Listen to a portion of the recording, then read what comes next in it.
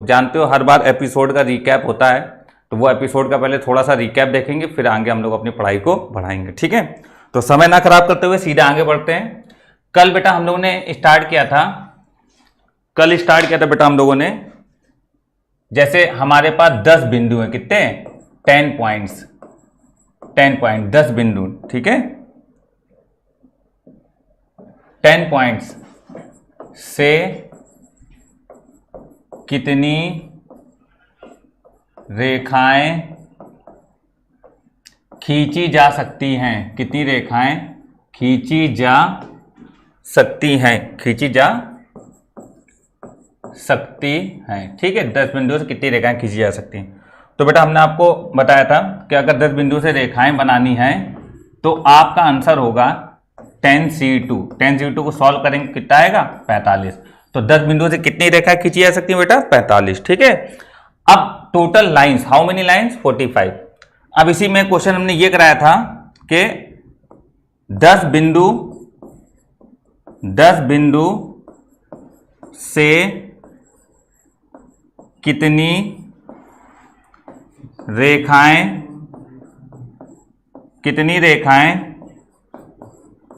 खींची जा सकती हैं? खींची जा सकती हैं यदि 5 बिंदु संरेखी हैं। ठीक है, इंग्लिश में क्वेश्चन ये आएगा, how many lines can be draw by the 10 points? How many lines can be draw by the 10 points if 5 points are collinear? ठीक बच्चों, तो इफ 5 पॉइंट्स आर कोलिनियर। अब देखो जरा ध्यान देना, 10 बिंदुओं से कितनी रेखाएं खींची जा सकती है? यदि 5 बिंदु संरेखी हैं। तो अगर ये वाला कॉन्सेप्ट आएगा तो आपको पहले तो ये निकालना है कुल रेखाएं कितनी है। तो कुल रेखाएं, ठीक है, कुल रेखाएं, तो कुल रेखाएं कितनी है? ठीक बच्चों, जरा ध्यान दीजिएगा, कुल रेखाएं होंगी 10C2। 10C2 का मतलब है 45, करेक्ट। अब कह रहा 5 बिंदु संरेखी हैं, तो कुल रेखाएं तो 45 बनती, लेकिन अब इसमें बोल रहा 5 बिंदु संरेखी हैं, तो ये 5 बिंदु अगर एक ही लाइन पे है, कोलिनियर है, तो 1 2 3 4 5 ये एक ही लाइन पे है। ठीक है, तो इससे एक लाइन बनेगी। मतलब कहने का यह है 5 बिंदु से कितनी लाइन बनती है? 5 बिंदु से रेखाएं, 5 बिंदु से रेखाएं, तो 5 बिंदु से रेखाएं बनेंगी 5C2। 5C2 मतलब 10। देखो बच्चों, टोटल रेखाएं 45 बनती अगर ये 5 बिंदु संरेखी ना होते, लेकिन 5 बिंदु संरेखी है इसलिए 10 रेखाएं नहीं बनेंगी। तो बेटा बनेंगी कितनी रेखाएं? तो कुल रेखाएं बनेगी, कुल रेखाएं बनेगी। कितनी रेखाएं बनेंगी? आप 45 में से ये 10 रेखाएं हटा दो, बट बेटा 45 में से 10 रेखाएं हटा रहे हो, लेकिन इन 5 बिंदुओं से होती हुई एक रेखा तो बन रही है, तो आखिरी में एक क्या कर दो? जोड़ दो। तो 45 से 10 घटाएंगे 35, 35 और 1 36। तो यहां तक कल हमने कराया था, यह आपका आंसर होगा कोलिनिटी वाले क्वेश्चन का। ठीक है ना, तो आज हम लोग इससे थोड़ा सा आगे बढ़ते हैं। मेरे हिसाब से आपको पिछली बातें समझ में आ गई होंगी जो भी पढ़ाया था, तो इसको हटा रहे हैं। चलिए, तो आज देखिएगा आज का कॉन्सेप्ट क्या है। आज का कॉन्सेप्ट यह है, M बिंदु से कितनी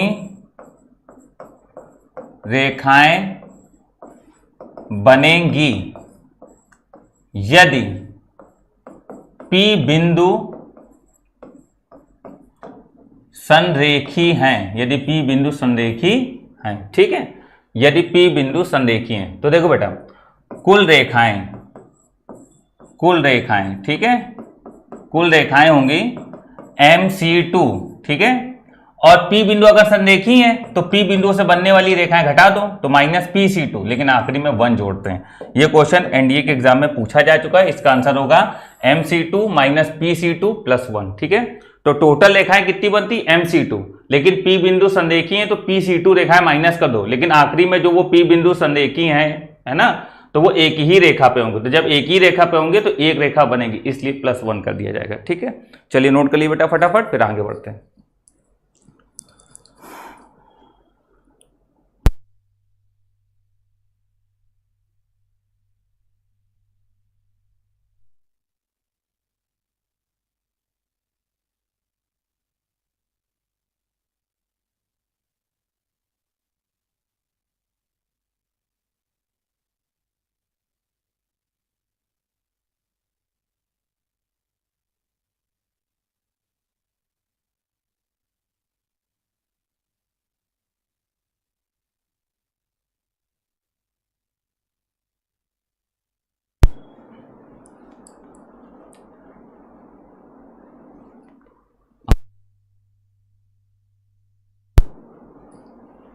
चलो बेटा नेक्स्ट अगला पॉइंट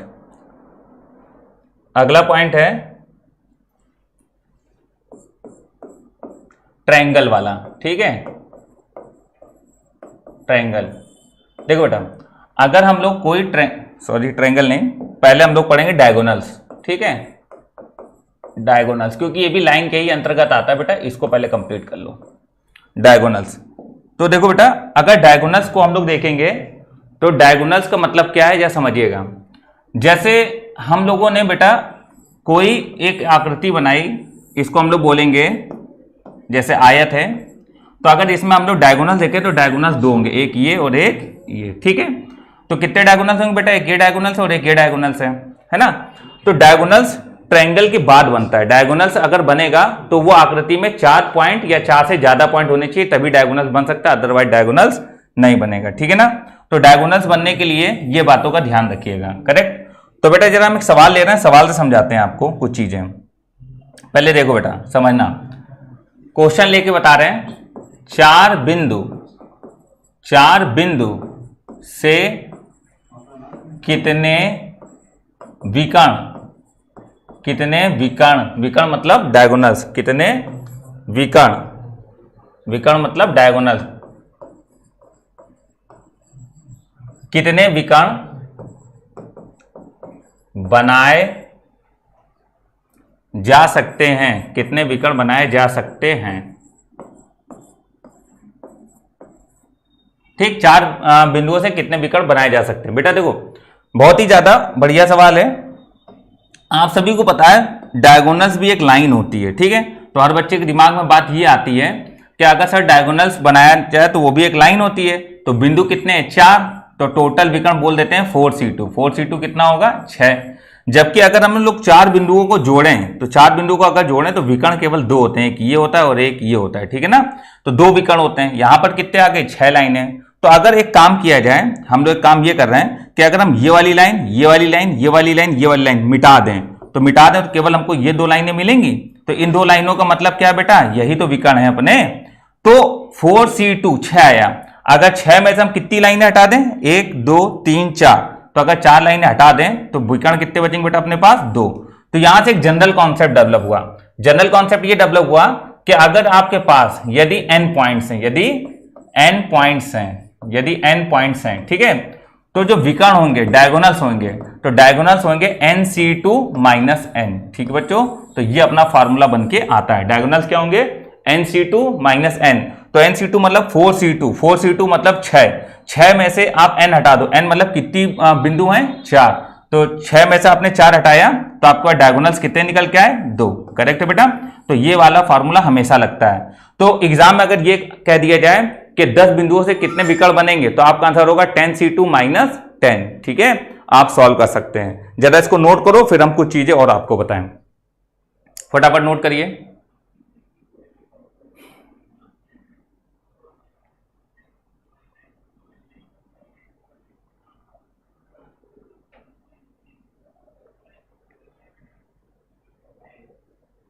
चलिए मेरे हिसाब से हो गया होगा।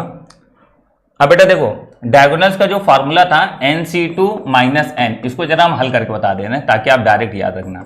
तो nc2 को लिखेंगे factorial n upon factorial 2 n minus 2 factorial minus n। तो n जब बाहर आएगा तो अंदर n माइनस 1 बचेगा, n माइनस 1 भी बाहर आ गया तो अंदर बचेगा n माइनस 2 फैक्टोरियल। इतना मैथमेटिक्स तो सभी को आता होगा, 12th क्लास में पढ़ा होगा। अगर नहीं पढ़ा है आपने ये बात, अगर आपको नहीं पता है ना, तो आपने अपने माँ बाप का 10-12 हज़ार रुपया बर्बाद कर दिया, जो सरकारी स्कूल में पढ़ता होगा और जो सीबीएसई बोर्ड में पढ़ता, मतलब ऑक्सफोर्ड यूनिवर्सिटी में जो पढ़ता था, उन्हें कम से कम 50-60 हज़ार रुपये बर्बाद कर दिया। अगर तुमको बेटा ये फार्मूले में ये बाहर निकालना नहीं आता है ना, स्कूल जाते होगे उसकी फीस 5,000 महीना लगती होगी, ट्यूशन जाते होगे सज धज के, तो उसका पैसा अलग लेते होगे घर वालों से, पढ़ाई का अलग, सजावट का अलग। तो इतना सारा जो पैसा तुम बर्बाद कर रहे हो, तुम NCR नहीं सीख पाए, तो फिर बेटा क्या करे हो, कुछ नहीं, सब बर्बाद।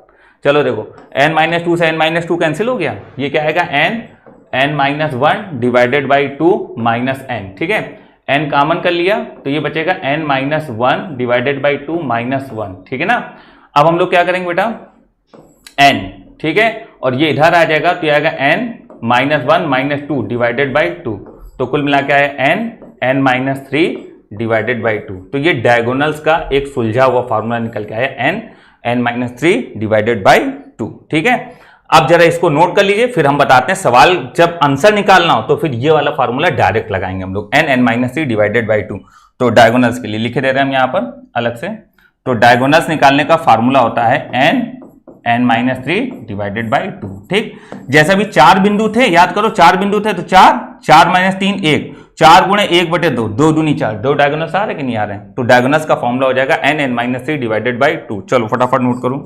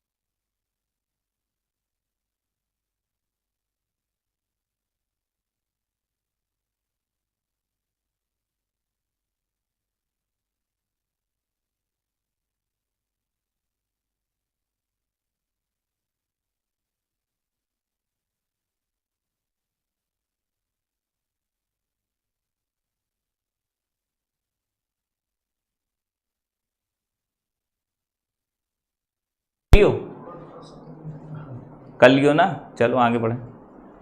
सवाल देखो, क्वेश्चन है 12 बिंदु से विकर्णों की संख्या बताएं। आज बेटा बहुत बढ़िया बढ़िया बातें पढ़ाएंगे, है ना? तो अगर किसी का ख्याल दिमाग में आ रहा तो पहले निकाल के बैठो, तभी मजा आएगा। 12 बिंदुओं से कुल कितने विकर्ण बनाए जा सकते हैं? तो डायगोनल्स होंगे n-3 डिवाइडेड बाई 2। तो आ जाएगा 12 में से 3 घटाओ 9/2। देखिए n का मान क्या 12 में 3 घटाओ कितना 9, तो ये आएगा कितना 2 × 12 9 × 54। नंबर ऑफ डायगोनल्स कितने होंगे बेटा 54। ठीक है, तो 12 बिंदुओं से टोटल विकर्ण कितने बनेंगे 54। ठीक है, तो इस तरीके से आप कोई भी क्वेश्चन सॉल्व कर सकते हो। ठीक है, चलिए नोट कर लो फटाफट। ये क्वेश्चन बता दिए, क्वेश्चन बहुत है। ठीक है, समय नहीं बर्बाद कर रहे हैं, आगे बढ़ते हैं सीधे।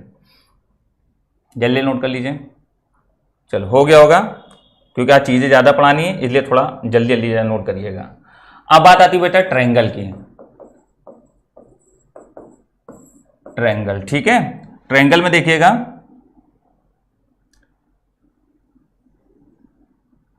ट्रायंगल में बेटा देखिए क्या है, 3 बिंदु 1 2 3।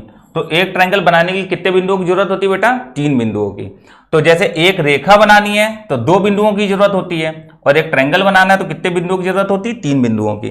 तो अगर इसी पर हम थ्योरी लिखना स्टार्ट करें बच्चों, तो थ्योरी अपनी ये रहेगी कि n बिंदु से त्रिभुजों की संख्या nc3 होगी। क्यों? क्योंकि इसका मतलब ये होता है कि n बिंदुओं से 3 बिंदु कितने प्रकार से लिए जा सकते हैं। In how many types 3 points can be taken from the n points, या 3 points selected from the n points. तो n बिंदुओं से कितने त्रिभुज बनेंगे? ठीक है, how many triangle are possible by n points, correct, by n points. ठीक है, तो how many triangle are possible by n points, बच्चों आंसर होगा nc3। ठीक है, तो फाइनल आंसर क्या होगा बेटा? nc3। फटाफट नोट कर लीजिए, फिर आगे बढ़ें। सवाल बताते हैं। nc3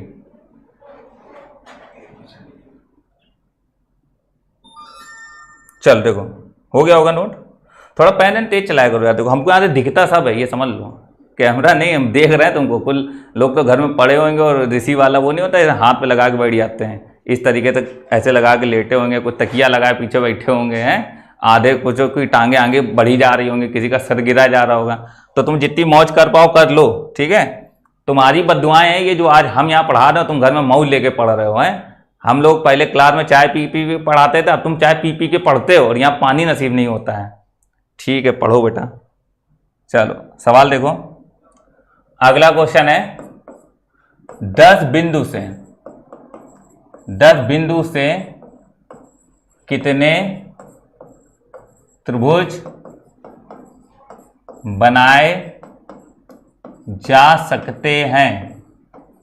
सभी बच्चों को आवाज आ रही है? आवाज आ रही है सभी को? ठीक। 10 बिंदुओं से कितने त्रिभुज बनाए जा सकते हैं। How many triangle are possible by 10 points. ठीक है, देखो बेटा, तो सॉल्यूशन इसका होगा 10 बिंदुओं से कितने त्रिभुज बनाए जा सकते हैं, 10C3। सॉल्यूशन सॉल्व करना, 10 को 3 बार घटते क्रम में लिखो, 10 9 8 करेक्ट, और बटे ये 3 का फैक्टोरियल 6, तो 3 दूनी 6, 3 का 9, 2 चौको 8, 4 3 12, 120 त्रिभुज बनाए जा सकते हैं। ठीक है, तो टोटल नंबर ऑफ ट्रायंगल कितने होंगे बेटा, 120। तो अगर 10 बिंदुओं से कितने त्रिभुज बनाए जा सकते हैं, आंसर होगा 10C3। सॉल्यूशन करने के लिए अगर आप फॉर्मूला नहीं लगाना चाहते हो तो इस तरीके से कर सकते हैं, इसको इतने बार घटते क्रम में लिखो, मतलब 10 को 3 बार घटते क्रम में, 10 के बाद 9 और फिर 8, ये इसका डिक्रीजिंग हो गया, और फिर इसी का फैक्टोरियल, 3 का फैक्टोरियल सभी बच्चे जानते हैं, 3 2 1, मतलब 3 दूनी 6 का नम 6 6, 3 का 9, 3 दूनी 6, 2 चौक 8, 4 3 12, 120 ट्रायंगल पॉसिबल होंगे। करेक्ट। तो एक क्वेश्चन पर्याप्त है। अगर हम आपसे कहते हैं 12 बिंदु से कितने त्रिभुज बनेंगे, आपका आंसर होगा 12C3। 15 बिंदु से कितने बनेंगे, आपका आंसर होगा 15C3। ठीक है, तो मेरे हिसाब से समझ में आ गया होगा सभी को। थोड़ा ये हम पॉइंट जल्दी जल्दी इस बार लेके चल रहे हैं, इसमें बिल्कुल दम नहीं होता है, फटाफट सॉल्व हो जाता है। ठीक है, चलो अगला है, अगला है 10 बिंदु से, 10 बिंदु से कितने त्रिभुज बनेंगे, कितने त्रिभुज बनेंगे यदि 4 बिंदु, यदि 4 बिंदु संरेखी हैं, यदि 4 बिंदु संरेखी हैं। ठीक है, इंग्लिश में क्वेश्चन बोला जाए तो इंग्लिश क्वेश्चन बेटा ये होगा, how many triangle will be form by 10 points, how many triangle will be form by 10 points if 4 points are collinear, if 4 points are collinear, how many triangle are possible by 10 points if 4 points are collinear। तो बेटा देखो, सबसे पहले बच्चों हम लोग बनाएंगे कुल त्रिभुज। ठीक है, तो कुल त्रिभुज, कुल त्रिभुज, ठीक, कुल त्रिभुज होंगे 10C3, total number of triangle 10C3, तो 10 9 8, 3 बार घटता क्रम, बटे 3 का फैक्टोरियल 6, तो 3 दूनी 6, 3 का 9, 2 चौको 8, 4 3 12, 120। अभी शायद सॉल्व करके बताया था, ये देखिए अभी सॉल्व करा था 10C3। ठीक है, वही चीज है। अब बेटा इस सवाल में क्या बोल रहा है, इस सवाल में ये बोल रहा है यदि 4 बिंदु संरेखी हैं, ठीक, इफ 4 पॉइंट्स आर कोलिनियर। ठीक है, यदि 4 बिंदु संरेखी हैं तो संरेखी तो 4C3, 4 बिंदु से कितने त्रिभुज बनते हैं, 4C3। संरेखी का तो मतलब बेटा ये होता है। ठीक है, ये तो 4 बिंदु से त्रिभुज कितने बनते हैं, 4C3, 4C3 मतलब 4। बेटा देखो, अगर 4 बिंदु संरेखी हैं तो वो रेखा बनाएंगे, त्रिभुज नहीं बनाएंगे, वो रेखा बनाएंगे बेटा। जो बिंदु संरेखी हैं वो रेखा बनाएंगे, त्रिभुज नहीं बनाएंगे। If points are collinear, if points are collinear then they make line, they make line, not any triangle. तो आप बोलोगे टोटल त्रिभुज बनते 120, लेकिन 4 नहीं बनेंगे, इसलिए आंसर होगा 116। ठीक है, टोटल ट्रायंगल, ठीक है, टोटल ट्रायंगल आंसर होगा 116। ठीक है ना, तो बेटा इसमें +1 कोई नहीं जोड़ेगा, +1 हम उधर इस वजह जोड़ते थे क्योंकि रेखा थी, तो एक रेखा तो बनेगी लेकिन इसमें एक त्रिभुज नहीं बनेगा, इसलिए आंसर होगा 116। तो बेटा देखो, आप पहले टोटल नंबर ऑफ ट्रायंगल बनाओगे, टोटल नंबर ऑफ ट्रायंगल जब बन जाए तो उसके बाद आप कोलिनियरिटी से ट्रायंगल बनाओगे, फिर उतने ट्रायंगल माइनस कर दोगे क्योंकि उतने ट्रायंगल नहीं बनेंगे। ठीक है,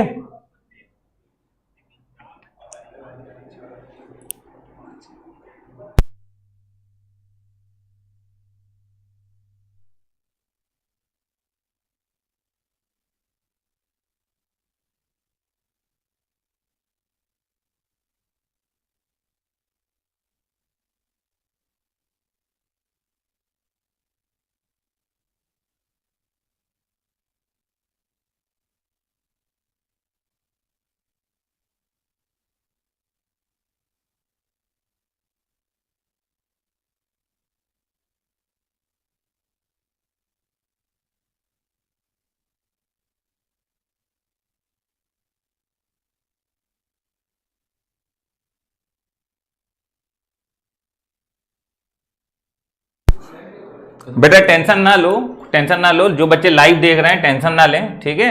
वीडियो कहीं रुकता नहीं है, नेट प्रॉब्लम होती है, जैसी क्लास आपकी हो जाएगी आप उसको फिर से देख सकते हो, कोई दिक्कत वाली बात नहीं है, ठीक है। चलो अब बेटा जो हम पढ़ाने जा रहे हैं ये तो सबको समझ में आ गया ना। अब जो हम पढ़ाने जा रहे हैं बेटा वो बहुत इंपॉर्टेंट चीज है, और इस चीज को अब जरा ध्यान से समझना। सभी बच्चों के लिए हम ये प्रेशर करके कह रहे हैं कि अब जो बताने जा रहे हैं बहुत ध्यान से समझना, ठीक है। अब बेटा हम बताने जा रहे हैं डिवीजर। क्या बताने जा रहे हैं बेटा? Divisor, correct. तो डिवीजर बताने जा रहे हैं, जरा ध्यान से समझिएगा। डिवीजर, ठीक।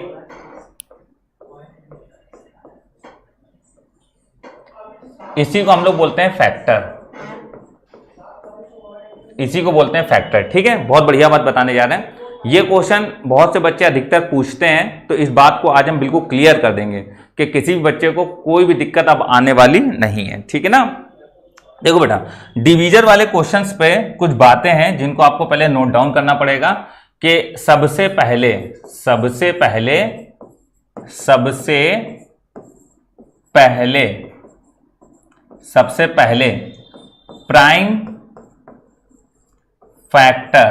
प्राइम फैक्टर जिसको हम लोग बोलते हैं अभाज्य गुणनखंड, प्राइम फैक्टर अभाज्य गुणनखंड, प्राइम फैक्टर में तोड़ें, ठीक है, में तोड़ें, सही है। तो सबसे पहले प्राइम फैक्टर अभाज्य गुणनखंड में तोड़ें, ठीक है बेटा। तो अगर अभाज्य गुणनखंड में हम तोड़ेंगे तो इसको इंग्लिश में लिखा जाएगा, इंग्लिश में first break it whole number in prime factor, ठीक है। सबसे पहले आप प्राइम फैक्टर में तोड़ें। अब देखो बेटा इसमें बहुत सी चीजें हैं समझने वाली। प्राइम फैक्टर क्या होंगे? जैसे 2 की पावर में a आ जाएगा, 3 के पावर में b आ जाएगा, 2 की पावर में a, 3 के पावर में b, ठीक है, और 5 की पावर में c, 7 की पावर में d, ठीक, 11 की पावर में e। ये प्राइम फैक्टर होते हैं, 2, 3, 5, 7, 11 और फिर 13 की पावर में f। इस तरीके से ये प्राइम फैक्टर होते हैं। ऐसा नहीं कि आप 4 की पावर में a लिख दो, ये सब नहीं, क्योंकि 4 प्राइम नहीं होता। प्राइम वो नंबर होता है जो खुद से कटता, बाकी किसी से नहीं कटता। तो 2, 3, 5, 7, 11, 13 इस तरीके से प्राइम फैक्टर होते हैं, ठीक है। तो सबसे पहले आप प्राइम फैक्टर में कन्वर्ट करोगे। जब प्राइम फैक्टर में कन्वर्ट हो जाएगा कहानी उसके बाद शुरू होती है, ठीक है। तो जरा यहां तक नोट कर लीजिए बेटा, फिर हम सवालों समझाते हैं आपको और चीजें लेके बताते हैं कि कैसे कैसे सॉल्व करना है, ठीक है। चलो फटाफट नोट करो बच्चों, फटाफट नोट करो बेटा, फटाफट, जल्दी जल्दी।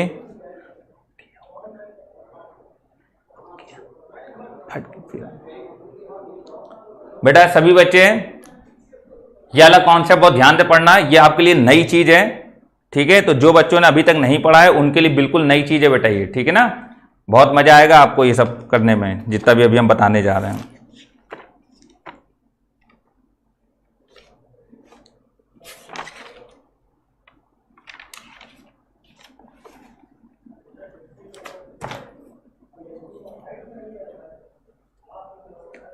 कंप्लीट बेटा, हो गया।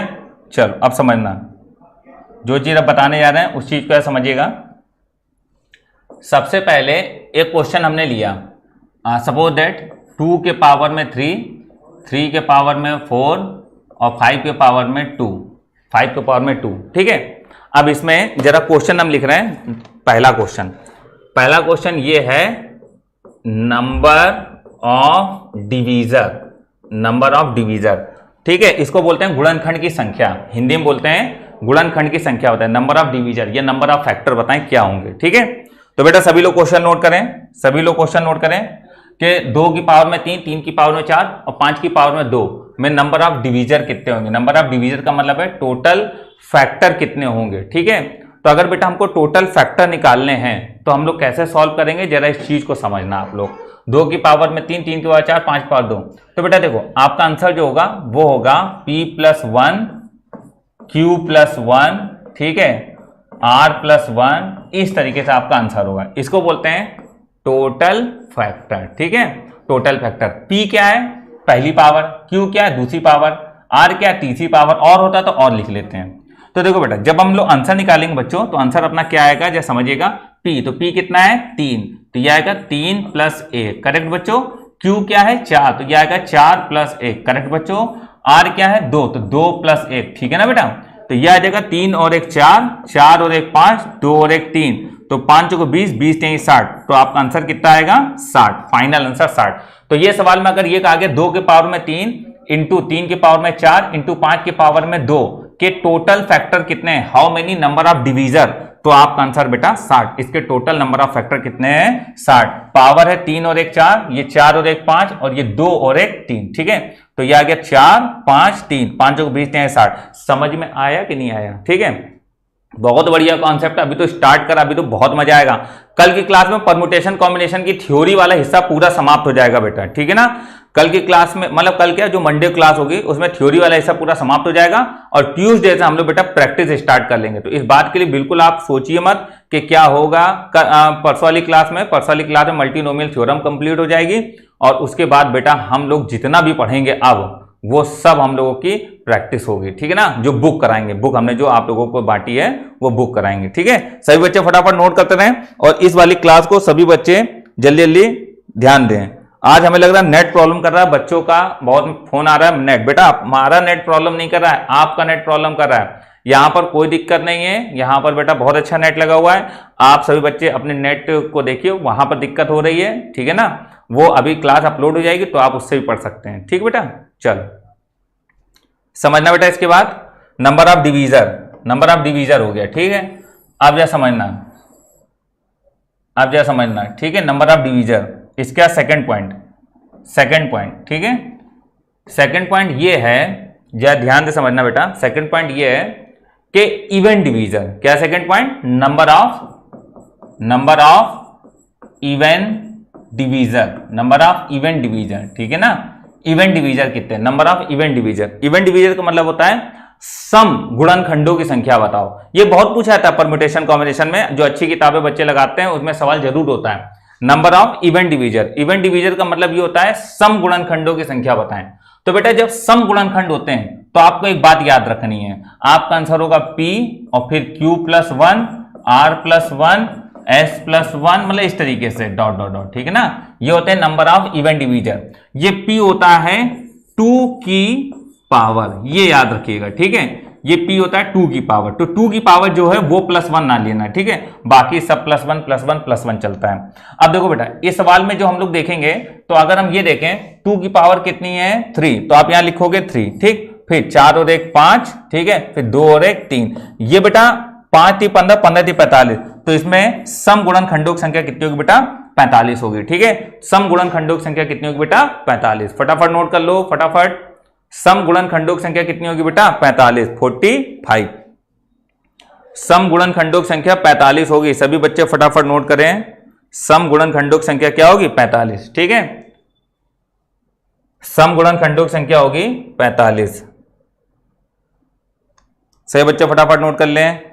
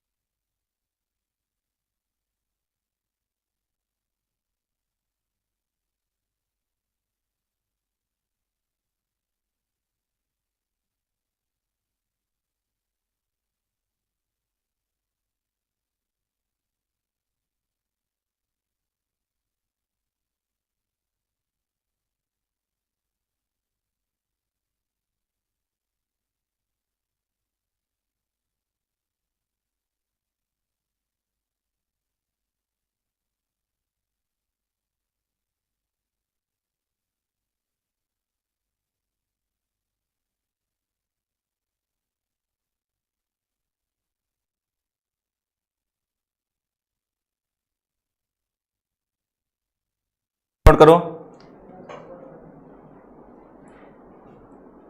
कर लिया। अब देखो बेटा इसके बाद ये 45 आया, ठीक है। अब बेटा बात आती है ऑड डिवीजर की, किसकी, odd divisor, number of odd divisor. तो विषम गुणनखंडों की संख्या कैसे निकालेंगे, थर्ड पॉइंट है number of odd divisor, number of odd divisor, विषम गुणनखंडों की संख्या क्या होगी? विषम गुणनखंडों की संख्या अगर निकालनी है, नंबर ऑफ ऑड डिवीजर निकालना है, तो ऑड डिवीजर में बेटा एक चीज याद रखो, ऑड डिवीजर का जो आंसर होगा वो होगा 2 वाला पूरा हटा दो, 2 वाला पूरा हटा दो, आप इससे सॉल्व करोगे q प्लस 1 r प्लस 1, तो q plus 1 and r plus 1 and s plus 1, ठीक है।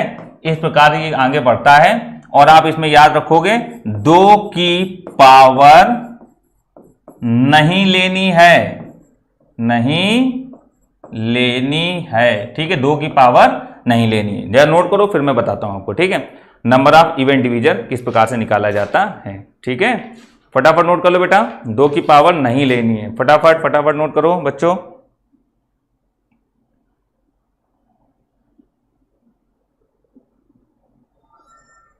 फटाफट कर लो, कर लिया। अब देखो बेटा, इसी सवाल में जैसे हम लोग देखते हैं 2 की पावर नहीं लेनी, तो नंबर ऑफ ऑड डिवीजर, तो जब ऑड डिवीजर हम लोग निकालेंगे 2 की पावर छोड़ दो तो क्या बचा 4, तो 4 और 1 5, ठीक, और फिर 2 और 1 3, ठीक है ना। तो 5 गुणे 3 आंसर कितना आएगा बेटा 15, ठीक है। तो फाइनल आंसर कितना होगा बेटा 15, तो आपका आंसर कितना आएगा 15, ठीक है। अब देखो कुछ बच्चे ऐसे भी कर सकते हैं, जैसे आपको ऑड डिवीजर निकालना है, ऑड डिवीजर, तो आप बोलोगे कुल डिवीजर माइनस इवन डिवीजर। कुल डिवीजर में इवन और ऑड दोनों होते हैं, इवन डिवीजर उसमें से माइनस कर दो, तो कुल डिवीजर कितने थे बेटा 60, इवन डिवीजर कितने निकाले थे अभी हम लोगों ने 45, 60 से 45 हटाओगे 15 ही तो आएगा। तो हम लोग ऐसे भी निकाल सकते हैं, अगर फॉर्मूला ना याद रहे तो ऐसे भी निकाल सकते। तो ऑड डिवीजर निकालना तो कुल डिवीजर माइनस इवन डिवीजर ऐसे आ जाएगा। अगर आप ऑड निकाल चुके हो और इवन निकालना है सपोज दैट, तो कुल डिवीजर माइनस ऑड डिवीजर, तो कुल से ऑड हटा दो, कुल कितने थे 60 और इवन ये कितने 15, तो 60 में से 15 हटाओगे तो कितना आएगा बेटा 45, ठीक है। तो फाइनल आंसर क्या होगा बेटा 45, 45। फटाफट नोट करो, फटाफट नोट करो।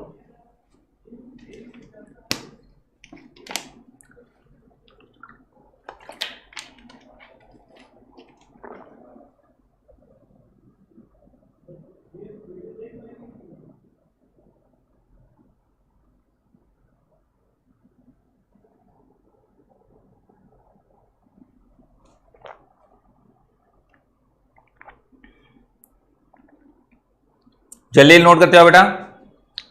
फिर एक क्वेश्चन ले रहे हैं, बहुत बढ़िया था, बहुत मजा आएगा उसमें। जल्दी नोट करते हो बेटा। अब एक जो बच्चे अभी नहीं देख पाए थे उनके लिए अभी हम एक रिकैप मार देंगे। आप तो जानते हो रिकैप बहुत लिया जाता है, ठीक है। तो जो बच्चे नहीं देख पाए थे वो अभी एक नया सवाल बताएंगे, उससे सभी लोग समझना है, ठीक है। चलो अगली क्लास में बेटा इसका सारा कॉन्सेप्ट हम क्लियर कर देंगे, ठीक है। फटाफट नोट करते हो बच्चों, फटाफट।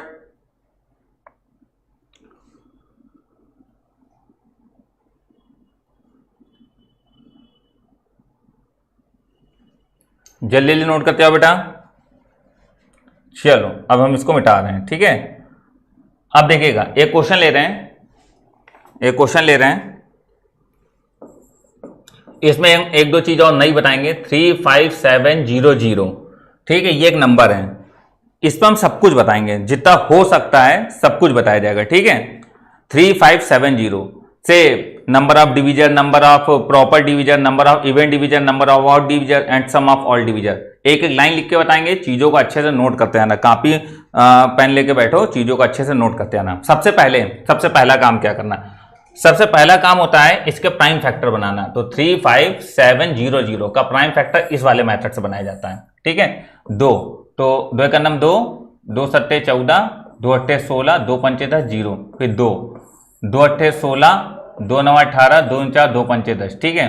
फिर आएगा 3, तो 3 दूनी 6, 8 में 6 घटाएंगे 2, उतारा 7, 3 9 27, 9 में 7 घटाएंगे 2, उतारा 2, 3 7 21, 3 5 15, 9 2 11, 11 18 18 5 23, 5। अब 5 ले लो तो कितना आएगा 5 25, ठीक है, 5 25 आएगा, 5 9 45 और फिर 5 25, फिर 5 से कर लो कितना आएगा, 5 का नंबर 5 आएगा, 5 का नंबर 5 आएगा, 5 9 45 आएगा, 7 से कर लो 17 बार जाएगा, 17 7 119, फिर 17। तो ये अपने पास प्राइम फैक्टर टूट के आए, ठीक है। 2 2 3 5 5 7 और 17, ठीक है, 2 2 3 5 5 7 17, करेक्ट। अब बेटा देखो इसको हम लोग यहां पर लिखे ले रहे हैं, ठीक है, इसको हम लोग यहां पर लिखे ले रहे हैं। तो यह आएगा 2 का स्क्वायर इंटू 3 इंटू 5 का स्क्वायर इंटू 7 की पावर 1 इंटू 17 की पावर 1, ये आया अपने पास, ये आया प्राइम फैक्टर। अब ये उसी रूप में बन गया जिस रूप में हम पढ़ा रहे थे।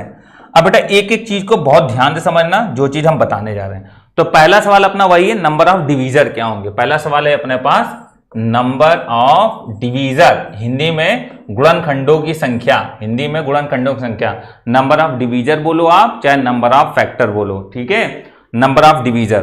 तो बेटा आप सभी को पता है नंबर ऑफ डिवीजर निकालने का तरीका क्या होगा। नंबर ऑफ डिवीजर निकालने के लिए आप क्या करोगे, ये 2 है तो 2 + 1, ठीक है, ये पावर 1 है, ठीक है ना, तो 1 + 1, ये पावर 2 है तो 2 + 1, ये पावर 1 है तो 1 + 1, और ये पावर 1 है तो 1 + 1, ठीक है।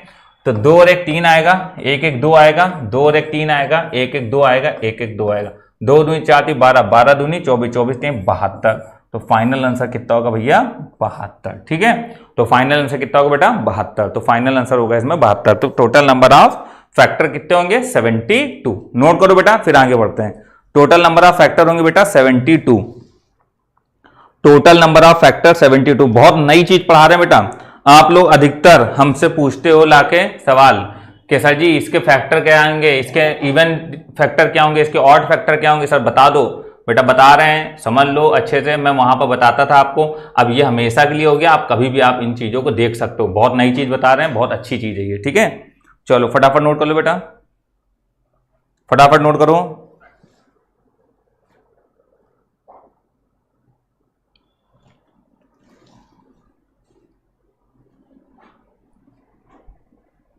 कर लिया।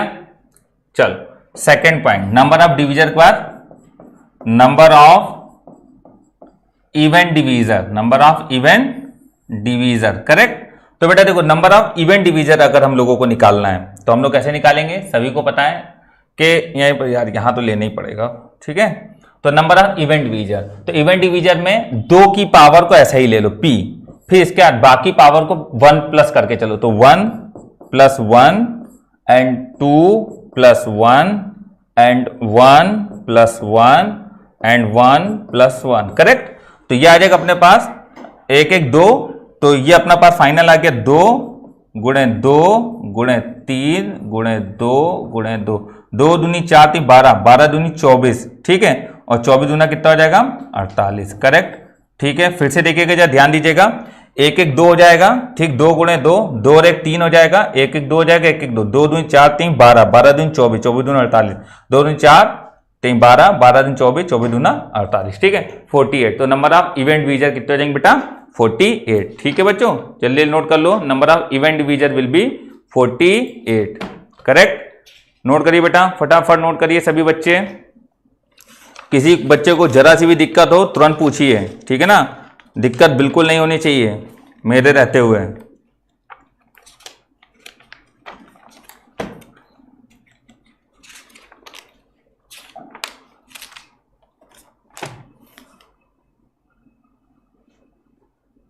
कर लिया। चलो अब बात आती है ऑड डिवीजर की, इतना हटा दे रहे हैं यार हम, ठीक है। अब बात आती है ऑड डिवीजर की। तो थर्ड पॉइंट है बेटा, थर्ड पॉइंट है ऑड डिवीजर, ठीक। तो बेटा जो ऑड डिवीजर होगा वो ऑड डिवीजर क्या होगा, जरा ध्यान समझना। ऑड डिवीजर में क्या होता है, क्या कुल डिवीजर, ठीक है, कुल डिवीजर से माइनस कर दो इवन, मतलब सम डिवीजर, ठीक है, सम डिवीजर, कुल डिवीजर मतलब टोटल डिवीजर, ठीक है बेटा। तो टोटल डिवीजर अपने कितने आए थे इसके, 72, टोटल डिवीजर 72 थे ना इसके, नंबर ऑफ डिवीजर 72, 72 से माइनस कर दो बेटा कितना, 48, 72 से माइनस कितना कर दो 48, ठीक है। तो 12 में से 8 घटाएंगे कितना आएगा 4, और 6 में 4 घटाएंगे कितना आएगा 2, 24। तो 12 में से 8 घटाएंगे कितना आएगा 4, और 6 में 4 घटाएंगे कितना आएगा 2, 24। अगर बेटा हम लोग फॉर्मूले से निकालना चाहें तो फॉर्मूले से देख लो, तो फॉर्मूले से जब निकालेंगे तो ऑड डिवीजन में हम लोग क्या कहते हैं, 2 की पावर नहीं लेते हैं, तो 2 की पावर को हटा दो थोड़ी देर के लिए, तो ये 1 1 कितना हो जाएगा 2 p + 1, और 2 और 1 कितना हो जाएगा 3, ठीक है, 1 1 2 1 1 2, ठीक है। अब जब मल्टीप्लाई करो 2 दूनी 4 3 12, 12 दूनी 24, देखो आ रहा वही आंसर के नहीं आ रहा है, तो हम लोग इस प्रकार से निकाल लेते हैं, ठीक है। तो नंबर ऑफ ऑड डिवीजर, बेटा फटाफट नोट करते हो यार, बहुत बढ़िया चीजें हैं ये सब, ठीक है, फटाफट नोट करो, बहुत काम की चीजें हैं, जल्दी जल्दी सभी बच्चे नोट करें। कोई दिक्कत नहीं, कोई दिक्कत नहीं। आज नेट की प्रॉब्लम आ रही है, कल नहीं आएगी। यार एक बात बताओ, कितना बेवकूफी भरा सवाल यार तुम लोग पूछते हो, गुस्सा आ जाती है कभी कभी। अब एक बात बताओ, घर पे छुट्टी चल रही है कि नहीं चल रही है? छुट्टी तो है, उसके बाद भी यार फोन करके पूछते हो कि सर जी नाग पंचमी की छुट्टी होगी कि नहीं होगी है? नाग पंचमी की छुट्टी चाहिए, गुड़िया की छुट्टी चाहिए, रक्षा छुट्टी तो है भाई, और कैसे छुट्टी दे दे बताओ? सीना चीर के दिखाते छुट्टी है, बताओ। एक छोटा सा मजाक था आपके लिए, ठीक है। चलो देखो आगे बढ़ रहे हैं। आप लोग कहते हो सर जी गुड़िया की छुट्टी कर दो, आपको दिन बाद कहोगे सर जी गर्मियों की छुट्टी नहीं हो रही है। तो छुट्टी तो चल रही यार, कोरोना ने पूरा साल छुट्टी कर दिया, आराम से मौज लो, जितनी तुम मौज ले सकते थे उससे डबल मौज लो। और पढ़ाई यार करवा ही रहे, करो, क्या बताएं। चलो देखो,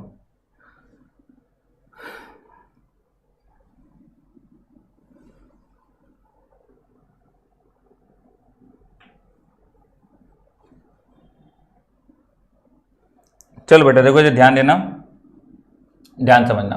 अब इसका दो चीज हम आपको नहीं बताने जा रहे हैं, एक प्रॉपर डिवीजर और एक सम ऑफ ऑल डिवीजर। तो नंबर ऑफ, चौथा पॉइंट है number of proper divisor, number of proper divisor. बेटा एक चीज समझो, प्रॉपर डिवीजर कैसे निकालते हैं? तो जो कुल डिवीजर होते हैं, कुल डिवीजर, ठीक है, कुल गुणनखंड, कुल गुणनखंड, जो कुल डिवीजर होते हैं उससे माइनस कर दो केवल दो डिवीजर, एक होता है 1 और एक होता है स्वयं वही नंबर, ये प्रॉपर डिवीजर नहीं होता। तो दो नंबर माइनस करते हैं, तो कुल गुणनखंड को हम लोग बोलते हैं टोटल डिवीजर -2। टोटल डिवीजर 72 आया था, 72 2 घटा दो 70, शुरुआत में नहीं निकाला था कुल गुणनखंड, तो 72 - 2 70, तो कुल डिवीजर ऐसे 70 होंगे, जिनको हम लोग बोलेंगे नंबर ऑफ प्रॉपर डिवीजर, ठीक है। तो प्रॉपर डिवीजर कितने होंगे बेटा? 70, करेक्ट। फटाफट नोट कर लो, प्रॉपर डिवीजर कितने होंगे? 70। एक पॉइंट और बचा है, इसको खत्म करो तो उसको ही बता दें। एक पॉइंट और बचा है, इसको खत्म करो, उसको ही बताएं जल्दी से फटाफट। फिर हम एक क्वेश्चन देंगे आपको घर के लिए, आप घर से करके रखिएगा और सभी बच्चे हमको आंसर भेजेंगे, ठीक है। चलो नोट करो बेटा फटाफट जल्दी से, कर लिया? हो गया। अब पांचवा पॉइंट है और आखिरी पॉइंट है सम ऑफ ऑल डिवीजर, ठीक है। पांचवा पॉइंट है सम ऑफ ऑल डिवीजर, इंग्लिश में लिखिएगा सभी गुणनखंडों का योग, सभी गुणनखंडों का योग, सम ऑफ ऑल डिवीजर, सभी गुणनखंडों का योग, ठीक है, सभी गुणनखंडों का योग, सभी गुणनखंडों का योग, sum of all divisor, sum of all divisor, ठीक। चलो सिखाया जाए बेटा। जब सम ऑफ ऑल डिवीजर आपको निकालना होगा तो आपको एक काम ये करना होगा, ध्यान से समझिएगा। आपके पास 2 की पावर जितनी लिखी है उसको ऐसे 2 की पावर, जैसे 2 है ये 2, ठीक है, 2 है तो आप स्टार्ट करोगे 2 की पावर 0 प्लस 2 की पावर 1 प्लस 2 की पावर 2, बस इस पर रोक दो। फिर 3 की पावर 1 है तो आप स्टार्ट करोगे 3 की पावर 0 प्लस 3 की पावर 1, यहां रोक दो। 5 की पावर 2 है तो आप स्टार्ट करोगे 5 की पावर 0, 5 की पावर 1, 5 की पावर में 2, करेक्ट। फिर 5 के बाद 7, तो 7 की पावर में 0, 7 की पावर में 1 और 7 की पावर में 2, ठीक है। सॉरी ये नहीं होगा ना, क्योंकि 7 की पावर 1 तक है, ठीक। फिर 17 है तो 17 की पावर 0 प्लस 17 की पावर में 1। फिर से देखो बेटा, 2 की पावर 2 है तो स्टार्ट करोगे 0 से, 1 2 और 2 पर रोक दो। ये 1 है, 3 की पावर 0, 3 पावर 1 पर रोक दो। ये 2 है, 5 पावर 0, 5 पावर 1, 5 पावर 2 पर रोक दो, यही रोकना है। ये 1 है, 7 की पावर 0, 7 की पावर 1, 17 है की पावर 1, 17 की पावर 0, 17 की पावर 1। ये डायरेक्ट करने का तरीका है, ठीक है। तो बेटा ये आ जाएगा अपने पास कितना, 2 दूनी 4, 2 दूनी 4, 4 2 6 और 1 7, गुणे ये आ जाएगा 3 और 1 4, ठीक, गुणे 5 25, 25 और 5 30, 30 और 1 31, गुणे 7 और 1 8, गुणे 17 की पावर 0 1, 17 और 1 18, ये आया, ठीक है। तो अपने पास कितना है 7 गुणे 4 गुणे 8 गुणे 18 गुणे 31, ठीक है। नोट करो बेटा, नोट करो जल्दी से।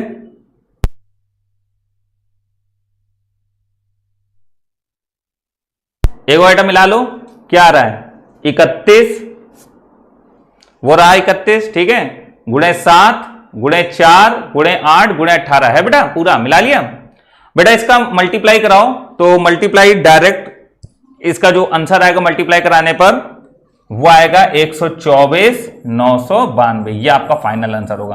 तो सारे गुणनखंडों का योग क्या होगा 124,992, ठीक है।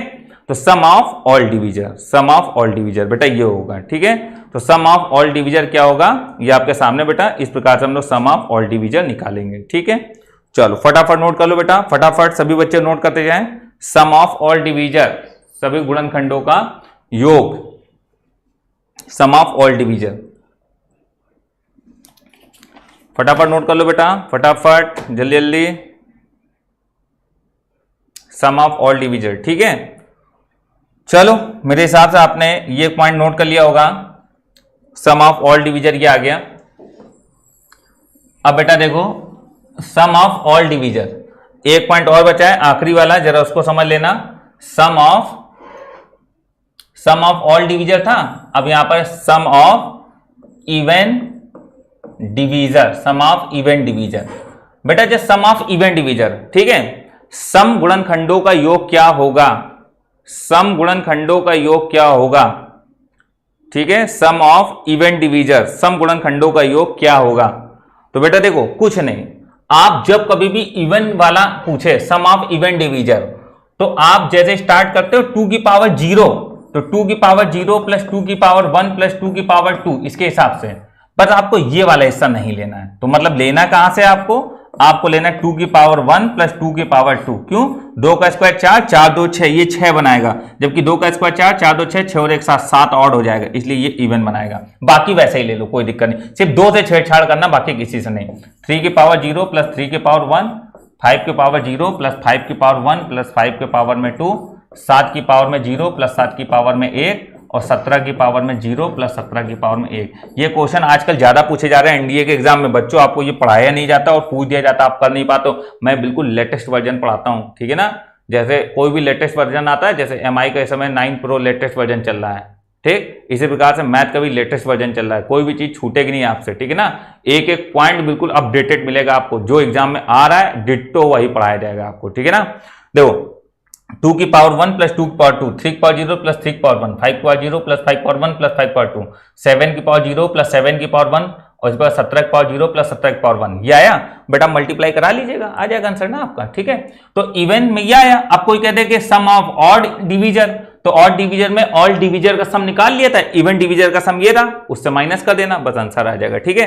तो बेटा फटाफट नोट कर लीजिए सभी लोग, बहुत छोटे, ये तो हम बहुत बड़े बड़े बता रहे हैं यार। सवाल ऐसे आता है 48 के इवन डिवीजर्स का सम क्या होगा, 48 में इवन डिवीजर्स कितने होंगे, है ना, 48 में ऑड डिवीजर्स कितने होंगे, ऐसा सवाल आता है। ये तो हमने बहुत बड़े बड़े सवाल करा दिए हैं, ठीक है। तो समझ में आ गया होगा बेटा। अब एक क्वेश्चन हम आपको दे रहे हैं, इसको जरा घर से सभी बच्चे लगाएंगे। अब देखो कितने बच्चे लगाते हैं घर से और नहीं लगाते हैं, ठीक है। नोट कर लो फटाफट। चल क्वेश्चन है 8100, ठीक है। इसके लिए आपको वो सारे आंसर निकालने हैं जो भी हमने कराए हैं, मतलब number of divisors, number of even divisors, number of odd divisors, number of odd divisor और sum of divisors, sum of even divisors, sum of odd divisors etcetera, ठीक है। सभी पॉइंट्स आपको कैलकुलेट करने हैं, ठीक है ना। जल्दी से आप क्वेश्चन नोट कर लीजिए, जल्दी से क्वेश्चन नोट कर लीजिए बेटा।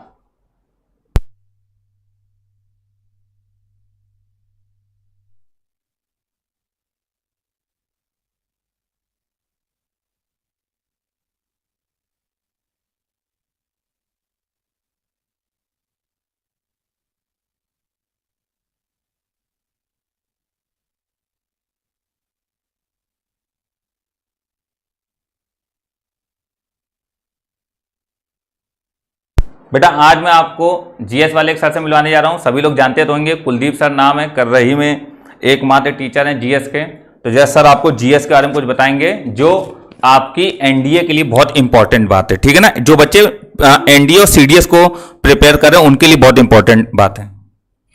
ध्यान दें प्यारे बच्चों, जो भी यूपीएससी की तैयारी करते हैं, यूनियन पब्लिक सर्विस कमीशन की तैयारी करते हैं, वो लोग विशेष रूप से ध्यान रखें कि जो एनडीए और सीडीएस के पेपर सेटर होते हैं वो यूपीएससी के होते हैं, तो उनका अपना रिसर्च एंड एनालिसिस विंग होता है और वो अपने पेपर अपने स्तर से सेट करते हैं। इसलिए जो भी बच्चे एनडीए और सीडीएस का पढ़ना चाहते हैं, जीएस सामान्य अध्ययन जनरल स्टडी का, वो विशेष रूप से नवीन सर से संपर्क कर सकते हैं और इस ऐप के माध्यम से आपको सारा मटेरियल प्रोवाइड कराया जाएगा। जय भारत लिख दें सर। जय भारत। हाँ, जय भारत ये ऐप का नाम है जो आपको प्ले स्टोर पे मिलेगा। मोबाइल नंबर लिख लें आप अगर व्यक्तिगत रूप से संपर्क करना चाहते हैं, 888-724 इसके अतिरिक्त एक नंबर और लिख लें, लिखिए 9807 91-72-83। इन नंबरों से आप संपर्क कर सकते हैं। इसमें आपको पीडीएफ भी मिलेगी और जो भी बैक पेपर के क्वेश्चंस हैं उन पर डिस्कस होगा और जितनी भी जानकारी आपको चाहिए एनडीए और सीडीएस के लिए स्पेशली वो आपको उपलब्ध कराई जाएगी। धन्यवाद। तो सर की बात आप बच्चों ने समझ ली होगी। तो बेटा आप लोग हमसे बहुत दिन से कह रहे थे एनडीए वाले बच्चे फोन करके सर जी को जीएस के लिए बढ़िया क्लास बताओ, तो बेटा जीएस के लिए मैंने आपको मिलवा दिया सर से। अब आप सर के इन नंबर्स पे संपर्क करके और आप बात कर सकते हैं, ठीक है। तो जो भी बात होगी सर आपको बता देंगे। चलो बेटा, तो ये वाला क्वेश्चन आपने नोट कर लिया बेटा, ठीक है। अब जरा ध्यान दीजिएगा। नेक्स्ट अगली बात है प्रोडक्ट। इसमें जो हम बताने जा रहे हैं ये, तो हम यही क्वेश्चन लेके जरा एक चीज ये बता रहे हैं कि दो प्रोडक्ट्स का जब गुणा कराया जाए तो उसका आंसर क्या होगा, ठीक है। तो जब क्वेश्चन लिख रहे हैं क्वेश्चन से ही समझाएंगे। इन how many ways 8100 can be reduce या कैन बी रेडिकल। सवाल जब देखिएगा, दो गुणनखंडों का गुणा 8100 इसको कितने प्रकार से लिखा जा सकता है, ठीक है। तो जरा ध्यान देना बेटा, इसमें दो बातें हैं। यदि नंबर परफेक्ट स्क्वायर हो, यदि नंबर परफेक्ट स्क्वायर हो, ठीक है। तो अगर नंबर परफेक्ट स्क्वायर हो तो, और सेकंड यदि नंबर परफेक्ट स्क्वायर ना हो, ठीक। यदि नंबर परफेक्ट स्क्वायर हो, यदि नंबर परफेक्ट स्क्वायर ना हो, ठीक है। तो जरा समझना बेटा, अगर नंबर परफेक्ट स्क्वायर होगा तो इसके नंबर ऑफ वेज, इस बार के नंबर ऑफ वेज होंगे अल्फा 1 + 1, अल्फा 2 + 1 डॉट डॉट, ठीक है, डिवाइडेड बाई 2 और यहां आखिरी में होगा +1, ठीक है ना।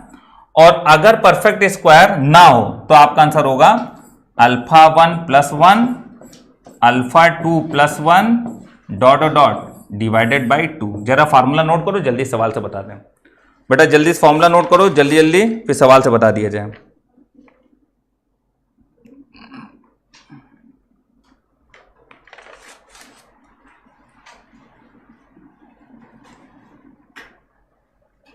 जल्दी नोट कर लो बेटा। अल्फा 1 अल्फा 2 ये बेटा वही होता है जो 2 की पावर तो 3 की पावर नहीं बनती, उसी को अल्फा 1 अल्फा 2 लिख दिया, या ABC लिख लो, कोई दिक्कत नहीं होती यार, वो तो समझाने का तरीका है केवल, ठीक है। जल्दी फटाफट नोट करो। चलो आ जाओ बेटा, यार ध्यान देना, जल्दी सवाल समझ लो, बस हो गया खत्म।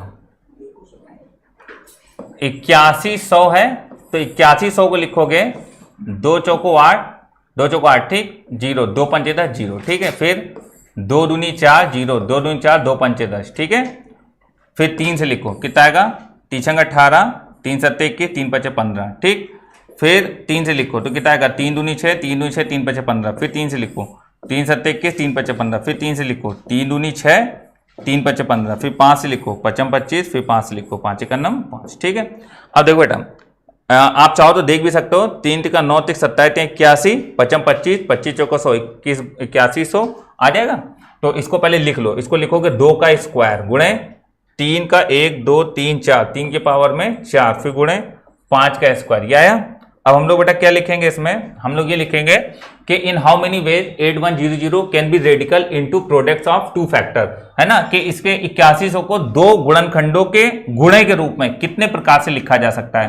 तो अगर इसका हम लोग बेटा अंडर 3 आखिरी में +1, क्योंकि इसका परफेक्ट स्क्वायर हो सकता है, 8100 का परफेक्ट स्क्वायर हो सकता है। तो बेटा ये आएगा अपने पास 1/2, 5 × 15 45, 45 हो रहे क्या हो जाएगा 46, तो 2 दूनी 4, इसका आंसर होगा 23। कितने प्रकार से लिखा जा सकता है बेटा, 23 प्रकार से इसको 2 गुणनखंडों के रूप में लिखा जा सकता है। ठीक है, तो मेरे हिसाब से बेटा आई होप आपको ये बात अच्छे समझ में आ गई होगी। हम लोग मंडे क्लास में मिलेंगे और उसमें इस तरीके के कुछ सवाल 1-2 और देखेंगे और मल्टीनोमियल डिस्कस करेंगे, और भी जो थोड़ा बहुत छूटा हुआ है उसको हम लोग करेंगे। और मंडे क्लास में पूरा परमुटेशन कॉम्बिनेशन कंप्लीट हो जाएगा। और ट्यूसडे क्लास से बेटा स्टार्ट होगी बुक, तो जिन बच्चों ने बुक ऑर्डर नहीं करी है वो बुक ऑर्डर कर लें, और अपना बहुत ही जल्द प्रैक्टिस बैच आने वाला है। अधिक जानकारी के लिए संपर्क करें हमारे नंबर पे 98 39 66 70 70। ठीक है ना, समझ में आई बात बेटा सभी को? ठीक है, चलिए बेटा मिलते हैं हम लोग अगली क्लास में। जय हिंद।